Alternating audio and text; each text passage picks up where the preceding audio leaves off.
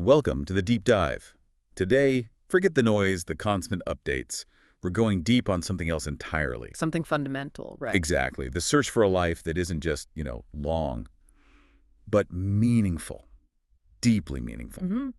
And we've got this fascinating stack of sources today. They blend really old wisdom with some pretty cutting-edge research. All circling around one core idea, really. Finding your, what is it that the sources call it? Your reason for being. That's the one, Ikigai. It's this beautiful Japanese concept. Translates roughly to reason for being, or sometimes the happiness of always being busy. But it sounds like it's more than just a simple definition. Oh, much more.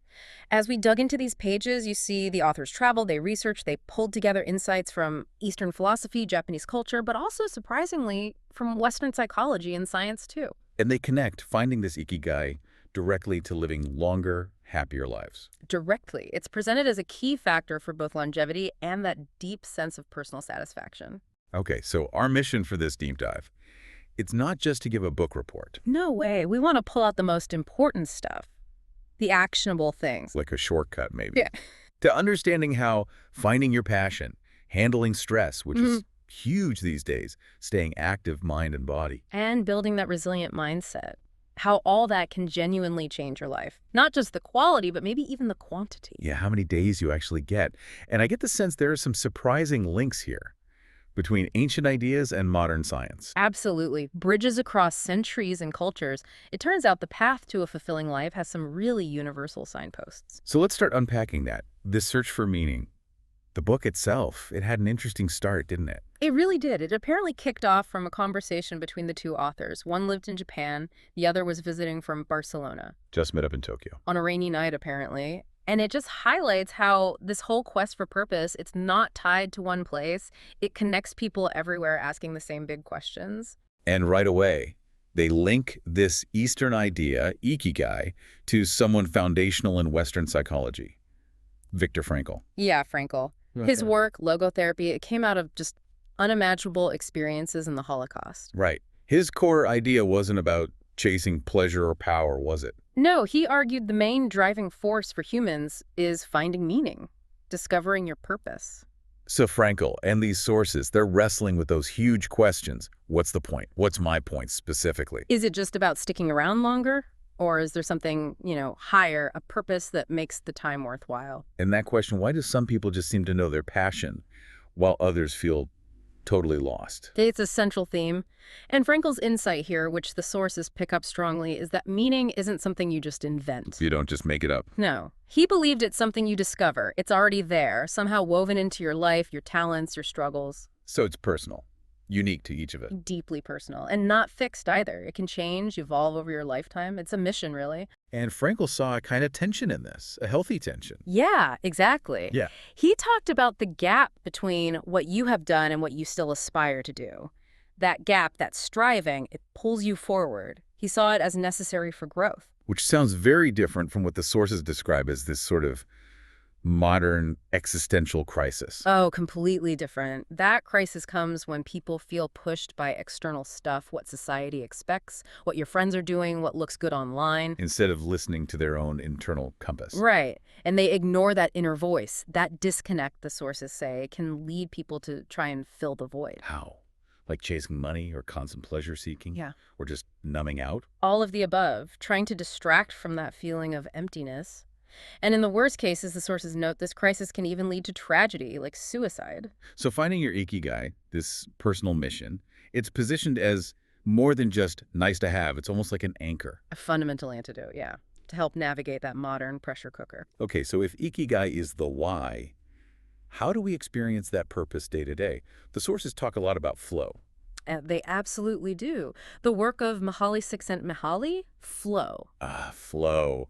I think most people know that feeling, even if they don't call it that. It's when you're just completely lost in something. Totally immersed. Time disappears, you forget yourself, your surroundings, it's just you and the activity. The book has great examples, like skiing down a slope totally in the zone, or hours vanishing when you're cooking something complex, or reading a book you can't put down. Or even that Bruce Lee quote, "Be water, my friend." That captures it, doesn't it? That fluid, adaptable, fully engaged state. Definitely. You think about times you've been working on a hobby, maybe painting or coding or even just a deep conversation. And suddenly hours have just evaporated. You might be tired afterwards, but the doing of it was incredibly satisfying. That's flow. And the opposite is just painful sitting in a boring meeting, watching the clock. Tick, tick, tick. It's like that Einstein analogy, right? A minute on a hot stove feels like an hour. An hour with someone fascinating feels like a minute. Flow bends time in the good way. And the key thing about flow, according to Csikszentmihalyi and these sources, is that it's intrinsically rewarding. People do it for the sheer sake of doing it. They'll put in huge effort, time, money, just to get back into that state. Exactly. Even if there's no obvious payoff. And it's not just for artists, athletes, surgeons, programmers, chess players, Anyone can find it. anyone. When you're in flow, your mind is in order, focused, calm. When you're distracted or bored, chaos, scattered thoughts. So it's not just some mystical state. There are practical ways to get there. The sources mention Owen Schaefer's 7 conditions. Yes, think of these as setting the stage for flow, like prerequisites. Okay, what are they? First, you need to know what to do. Crystal clear objective. No confusion. Got it. Second, know how to do it. You need the skills. Makes sense. Third, know how well you're doing. You need immediate feedback.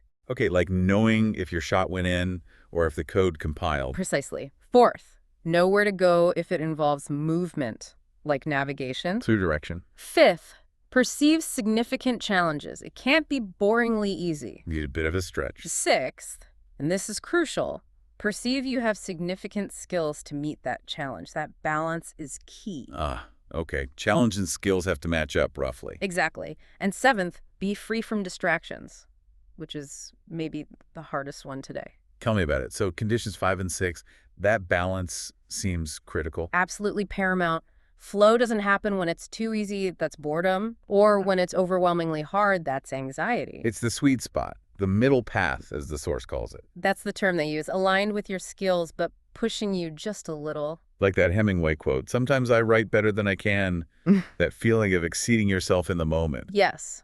Or Bertrand Russell saying, intense concentration is vital for tough tasks. You need that focus to make the stretch. The sources give examples, right? Like a designer learning new software for a project. Or a programmer tackling a tricky algorithm, or a dancer practicing that really hard move they've struggled with. Not easy, but doable with focus. That's the zone. And when one thing they stress is having a clear goal before you start. Super important. Define it clearly. What's my studio goal this hour? How many words am I aiming for? What's the team mission? What metronome speed? It's specific. But then, and this is the interesting part, once you start, you kind of have to let go of the goal itself. Leave it behind. Yeah. Focus entirely on the process, the doing. The sources talk about rituals over goals, finding the joy, the flow in the daily practice, not just fixating on the finish line. Okay, so if flow is about deep focus, what kills it? What's the main enemy? Distractions, no question. And the number one culprit identified in these sources, multitasking. Multitasking. The thing we all think makes us super efficient. Exactly. We wear it like a badge of honor. But the science, Yeah. it paints a totally different picture. What did the study show? Well, consistently, multitasking hammers productivity. Some findings say it drops by at least 60%. 60%. That's huge. And it gets worse. Some studies suggest it can actually lower your IQ score in the moment by more than 10 points. Wow. So it literally makes you less effective and less smart while you're doing it. Pretty much. The sources mention Clifford Nass at Stanford calling it an epidemic, especially worrying for younger people. They studied students trying to juggle notes, reading, a podcast, phone messages, Twitter, all at once. That's the kind of scenario. And it's not just about being slower. You make more mistakes. You remember less. And there are deeper impacts too, like links to stress or mental health. Yes, they cite a Swedish study connecting heavy smartphone use, constant multitasking, really in young adults, to less sleep, feeling less connected to their community, and more signs of depression. It's serious stuff. So the contrast is stark. Single tasking versus multitasking. Completely. The sources summarize it nicely. Concentration leads to a clear mind, feeling capable, pleasant engagement, losing your ego in the task. Whereas multitasking leads to Feeling scattered, stuck, lots of self-doubt because you're not doing anything well, feeling bored and exhausted, and your ego is constantly buzzing with self-criticism. it really is the enemy of flow. No wonder. Absolutely. So let's bring this back to Japan, to Ikigai. The people who embody this idea, the artisans, engineers, dedicated fans, They get this flow thing. Oh, completely. They understand it implicitly. The book talks about the art of the takumi. Takumi, master Right. artisans. Experts with incredible manual skills honed over lifetimes, often irreplaceable. They mention Toyota still employs takumi to make certain screws by hand because machines just can't match the precision. It's incredible. A real dedication to craft. And this connects to Steve Jobs, Yes. fascinatingly. He was hugely inspired by Japanese craft. I heard he was influenced by Sony early on. Deeply. Mm. Studied their methods for Apple, but also Japanese porcelain. He was captivated. Really, porcelain. Yeah, visited Kyoto, saw work by this master artisan, Yukio Shakunaga, bought pieces, kept going back. He was apparently so curious he wanted to see the remote mountain where Shakunaga got his clay, Yeah. interested in the whole process. Wow. And there's a story about a specific order Jobs placed. For his final order, yeah. A set of 12 teacups. Jobs asked for something special, a new style. So Shakunaga, he didn't just make 12. Wow. He made 150. Experimenting, pushing himself, searching for this new style. Then he picked the best 12 for the Jobs family. 150 cups to get 12 right? That's flow. That's Ikigai in action, isn't it? That dedication. It perfectly embodies it, and this leads to what the source calls sophisticated simplicity. It's not lazy, it's meticulous, focused, always improving according to your own inner drive, always finding that next meaningful challenge. Another amazing example they use is Jiro from Jiro Dreams of Sushi. Oh yes, Jiro Ono, over 80 in the film, still making sushi every single day, goes to the fish market himself. And the apprentice practicing the egg omelet, It's like Tamago, for years. literally years before getting Jiro's approval. Why don't they get bored? Why doesn't Jiro? Because making sushi is their Ikigai. That's what the source suggests. They find their flow right there in that tiny restaurant. They enjoy it completely, lose track of time. And they chose to keep it small, right? Didn't expand for more money. Deliberately. They valued the environment that allowed them to achieve flow and make the best possible sushi over potential riches. The process mattered more. You see this in other artists too. Miyazaki, the animator. Working intensely, even on holidays. Guarding his drawing time. Einstein 2 physics and his violin. His 2 ikigais. He died working on his theories. They might seem reclusive sometimes, but it's about protecting that space for flow. Protecting the conditions needed for deep immersion in their passion, it's essential for them. But what about, normal life, washing dishes? Can you find flow there? Absolutely. The sources call it microflow, finding engagement even in mundane tasks. Like the elevator operator example, smiling after years on the job. In that Tokyo department store, yeah. How does she do it? Likely by adding little challenges, focus points, finding amusement in the repetition. We all do it sometimes without thinking, whistling, making a little game of it. Turning routine into something enjoyable, that seems key for daily happiness. And they mention Bill Gates washing dishes every night. Really? Bill Gates? Apparently finds it relaxing. He makes it a microflow moment by having his own system plates first, then forks, whatever. Focused engagement. Doing it slightly better each time. So flow, microflow. Mm. It connects purpose and happiness. But the sources also link this to physical health, Yeah. to longevity. Big connection. It comes back to that old saying, mens sana in corpore sano. A sound mind and a sound body. Exactly. The sources argue that keeping your mind active, curious, adaptable, that's a huge factor in staying biologically young. And a young mind drives a healthy lifestyle. It tends to. If you're engaged and curious, you're more likely to stay physically active, eat well, sleep enough. It's a positive cycle. Just like muscles atrophy without use, brain connections weaken without mental exercise. So learning new things, being curious, playing games, social interaction, those are anti-aging for the brain. Absolutely essential. Along with a positive outlook focusing on what you can do. Okay, on the flip side, what speeds up aging? Stress has got to be high on the list. Huge factor. The sources state clearly the body wears down faster under chronic stress. They cite the American Institute of Stress saying most health problems are linked to it. Wow. And there's science behind how stress ages us. Yeah, they mention a study from Heidelberg University Hospital. Stressful tasks triggered an immune response in participants. Immune response sounds good, though.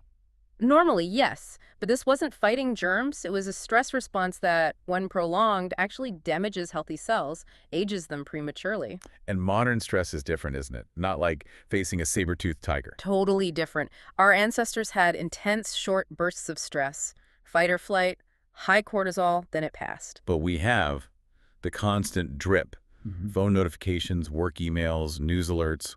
Chronic, low-dose stress. Our brain reads these as constant little emergencies, so we have sustained high cortisol. And that causes long-term damage. Degenerative effects, damage to memory neurons, hormone imbalances linked to depression, irritability, insomnia, high blood pressure, heart problems. The sources strongly advise managing high-stress lifestyles. So how do we manage it? Mindfulness comes up a lot. Key strategy. Mindfulness is basically paying attention, on purpose, to the present moment, without judgment. Noticing your thoughts and feelings without getting swept away. Exactly. Becoming aware of your automatic reactions, connecting with the here and now, turning off that mental autopilot, as one source puts it. We spend so much time on autopilot, don't we? Eating without tasting, walking without seeing. Rehashing the past, worrying about the future.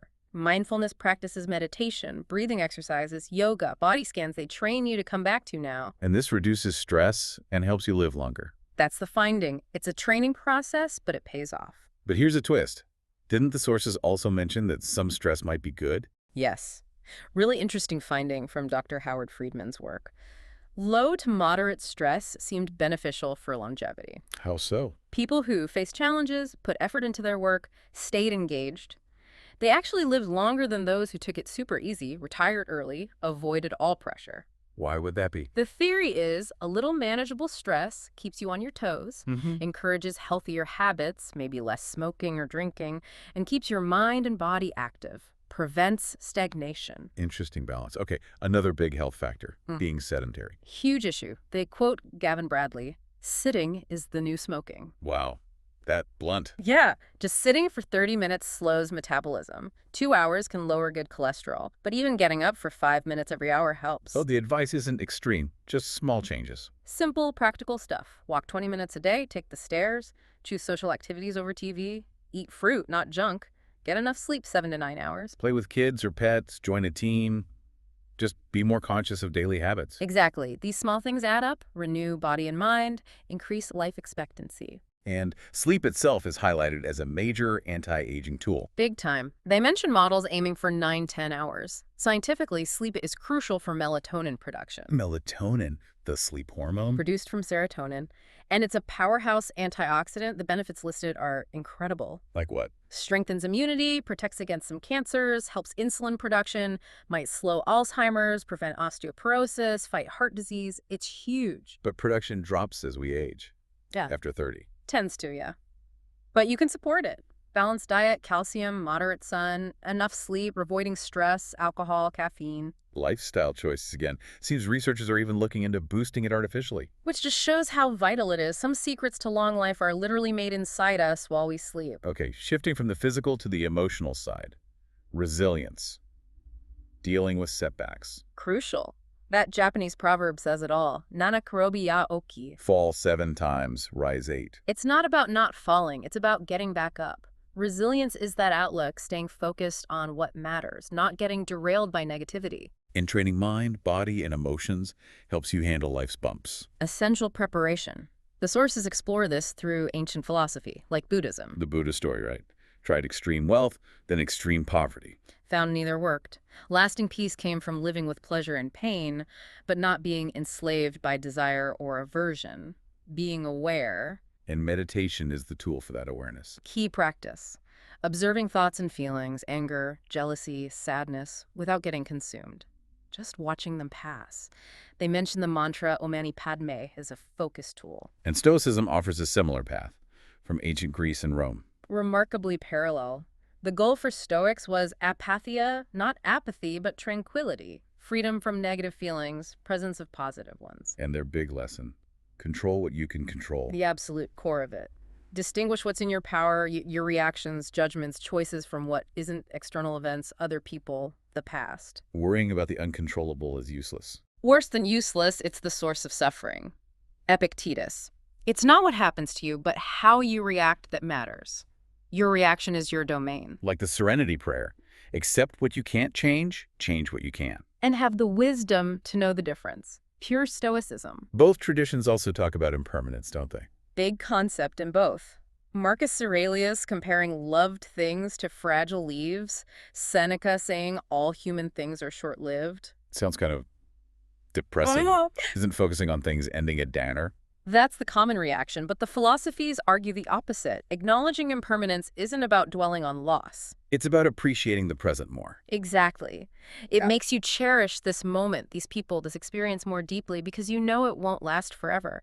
And it lessens the sting of loss when it happens because you've accepted change is natural. This connects to those Japanese concepts, wabi-sabi. Yes, wabi-sabi. Finding beauty in imperfection, in things that are fleeting, maybe even a bit broken, like a cracked teacup mended with gold. It reflects nature's constant change and imperfection. Accepting the flawed and transient is beautiful. And then there's Ichigo Ichi. This moment exists only now and won't come again.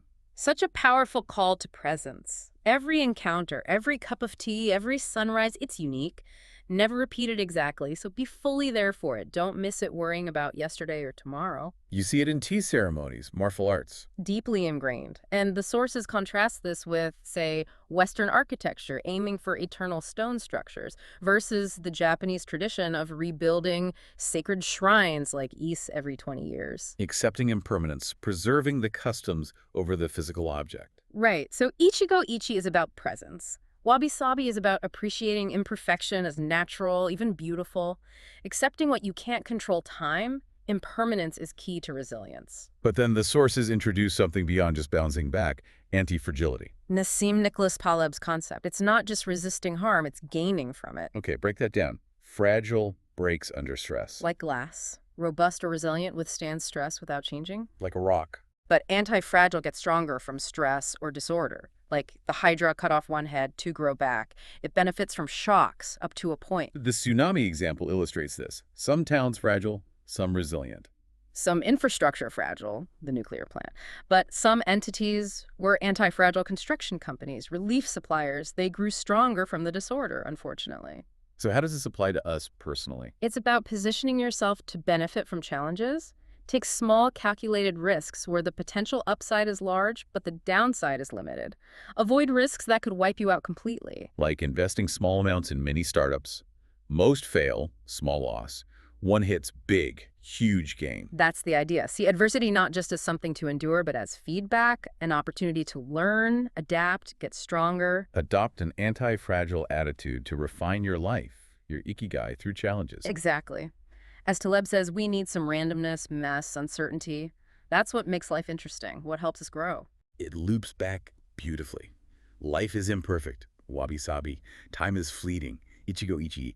But with a clear Ikigai, those very things become fuel. Making each moment feel richer, maybe even, as the source says, almost like an eternity. Amazing stuff. And grounding this in the wisdom of people who've actually lived past 100. That's powerful. Their stories really bring it home. Jeanne Calment, 122, still biking at 100, and her attitude at 120. I see badly, hear badly, feel bad, but everything's fine. That resilience. Incredible. Or Walter Bruning, 114, keep mind and body busy, eat simply, help others, work long. His quote was so direct. Keep both busy, you'll be here a long time. And not fearing death. Alexander Imich at 111, I just haven't died yet. Maybe a sign of just letting life be. Presence. And those older artists Camille Sweeney interviewed, still creating passionately in their 80s, 90s, 100s. Christopher Plummer wanting to drop dead on stage. Osamu Tezuka's last words, please just let me work. Frederick Wiseman, friends are dead or working. Carmen Herrera selling her first painting at 89, always waiting to finish the next thing. They never retired from their Ikigai. Their purpose kept them going, kept them engaged. Echoes T.H. White on learning the mind never regrets it. And Ellsworth Kelly saying you see more with age, not less. Clarity increases. Frank Gehry too, patience, but also staying curious, engaged with the present world, staying in your time. Which takes us to Ogimi Village in Okinawa, the village of longevity. They really seem to live these principles. Community is huge there. The Moai groups. Like extended family, social, emotional, even financial support. Lifelong support networks. And everyone feels useful, lots of volunteer work, feeling needed. That 88-year-old, Yuki. Diet matters, but she said the secret is smiling and having a good time. Highlights the social connection, the joy, the community centers. It's not just about kale. They also mentioned Mabui, the Okinawan idea of an immortal spirit. Suggests a deeper philosophical grounding, perhaps contributing to peace and acceptance. And the specific secrets from the Ogimi elders. They're so simple. Keep fingers busy, rise early, varied diet, keep working somehow, remember ancestors. dance, exercise daily, live peacefully, enjoy little things, good friends. And do many things, but one at a time. There it is again. Anti-multitasking. Right back to flow and focus. Other factors mentioned briefly, calorie restriction, the 80% full rule. Hara Hachibu, linked to lower IGF-1, related to aging.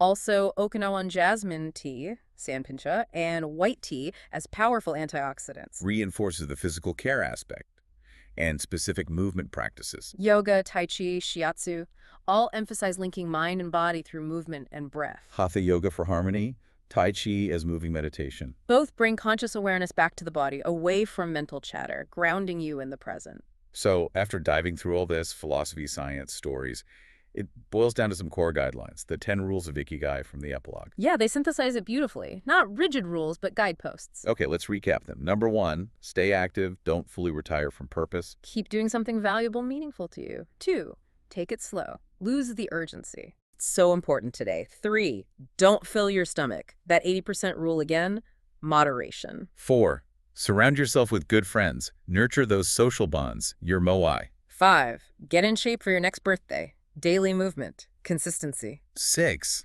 smile. Cultivate cheerfulness, find joy. It makes a difference. 7, reconnect with nature. Get outside, appreciate the natural world. 8, give thanks. Practice gratitude daily for what you have. 9, live in the moment. That Ichigo-ichi principle, be present. And finally, 10, follow your Ikigai, your passion, your talent, your reason for being. And if you don't know it yet, Then the search itself is your Ikigai right now. Echoing Frankel, that search is your mission. wow, we've covered so much, meaning flow, longevity secrets, resilience, impermanence, anti-fragility. From ancient wisdom to modern science to lived experience, it all points towards practical ways to live a more purposeful, enjoyable, and maybe longer life. So for you listening, what does this all mean? How do you start weaving this into your life? What stood out? Maybe it's just one thing. Turning dishwashing into microflow tonight, like Bill Gates. Or taking 3 conscious breaths when stress hits tomorrow. Calling that friend, pausing to see the beauty in something imperfect. Just one small step. What can you do today to move closer to your Ikigai, find more flow, build that resilience, Something tangible. starting now? And we'll leave you with this thought from the sources to mull over. Life is pure imperfection, as the philosophy of wabi-sabi teaches us, and the passage of time shows us that everything is fleeting. But if you have a clear sense of your Ikigai, each moment will hold so many possibilities that it will seem almost like an eternity.